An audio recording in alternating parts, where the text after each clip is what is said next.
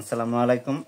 মুসলমান ভাইদের জন্য সালাম, হিন্দু দাদাদের জন্য আদাব, অন্য জাতিদের জন্য আন্তরিক ভালোবাসা বাসালে। আজকে আমার এই রকমপুরের ভক্ত এতিমখানা পলাশবাড়ি, রংপুর পলাশবাড়ি মুসাব্বির এই রুদাক্ষয় মালা এবং অরিজিনাল খাতা উঠে দেওয়া হবে। রুদাক্ষয় মালা ঠিক করে দেওয়ার পর এই খাতাটা দেওয়া হবে, ইনশাল্লাহ সর্বকাজে ধরবে, একটা কাজে ফেল করবো না। যেহেতু এতিমখানা চালাচ্ছে, আমার এই বিদ্যা দিয়ে মোটামুটি যা যথেষ্ট পরিমাণে চালাচ্ছে। বহুত দিন পর আসলে আমার কাছে, যে কাজে লাগাবে সে কাজে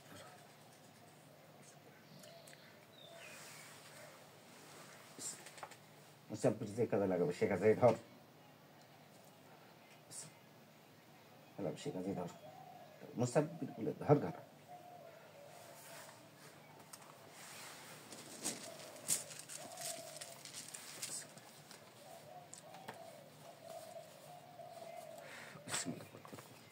যে কাজে লাগাবে সে কাজেই ধর।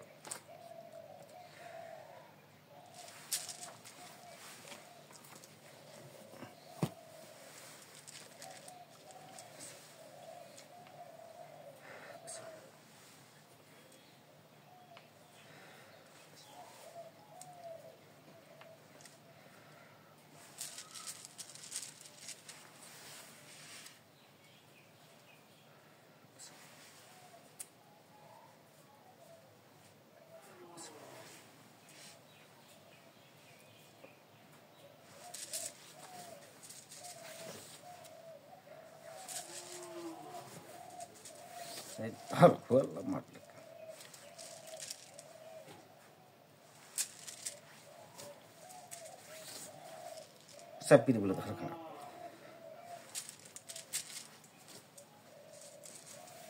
সেই কাজেই ধর।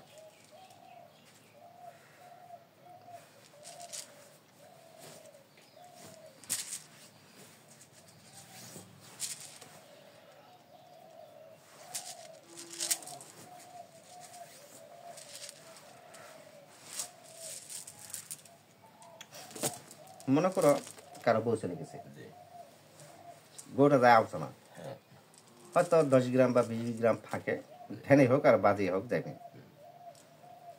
এই মালাটা ইনকে গলার ভিতর থাকবে। ডবল গেট দিবি, সমস্যা নেই। এরমকে দিনে যে এর মধ্যে ঢাকা থাকলো, তোমার যেন ওরা সারের মধ্যে থাকলো, ওরা বুঝতে পারবে না, চলে যাবে।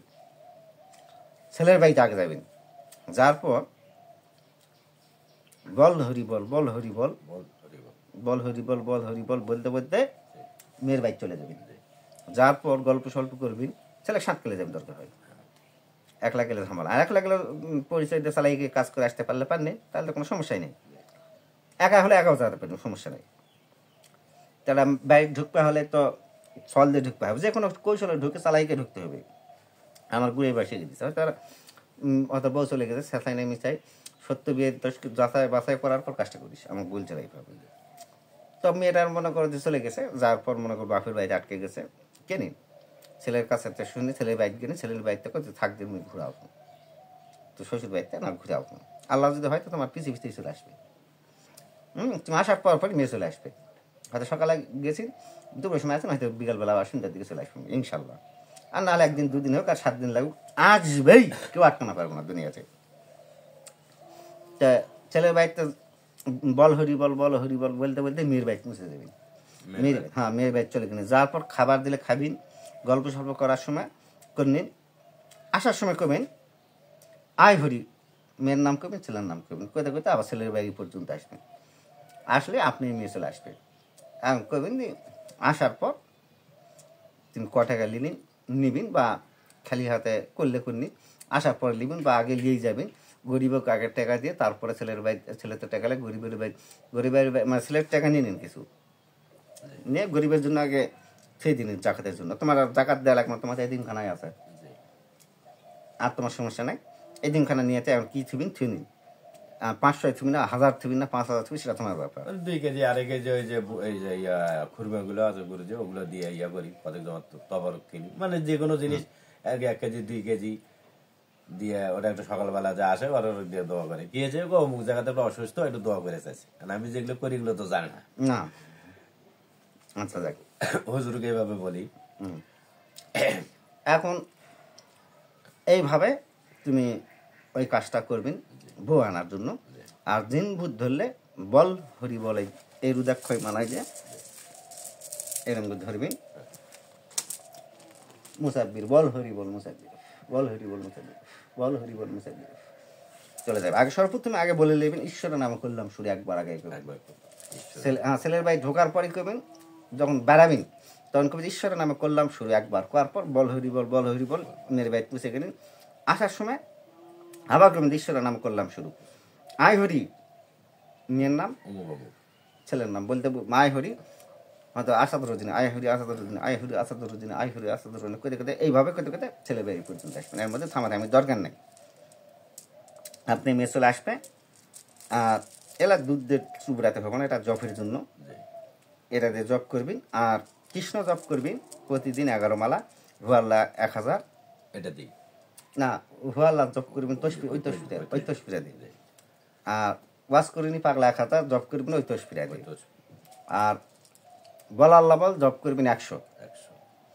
আর বল হরি বল এটা দিয়ে জপ করবেন 100। কৃষ্ণ কৃষ্ণ জপ করবেন 1100।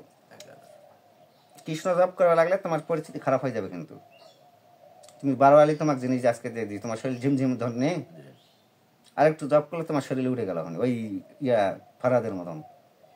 কিন্তু আজকে তুলতেছি না, এই টিপে আসলে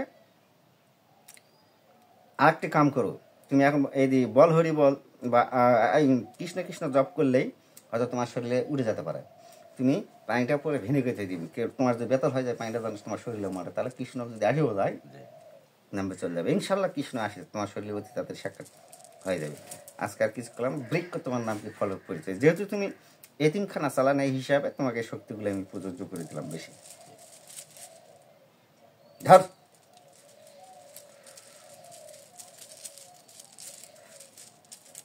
ধর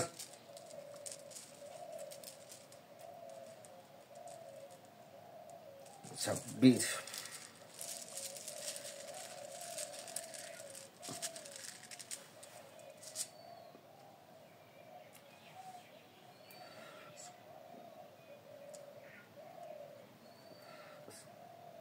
যেই কাজে লাগাবে সে কাজেই ধর।